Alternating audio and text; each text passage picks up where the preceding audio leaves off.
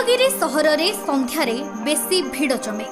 रास्ता उपरे गाड़ी रखी अनेक युवक गप करिबारे व्यस्त रुहंती।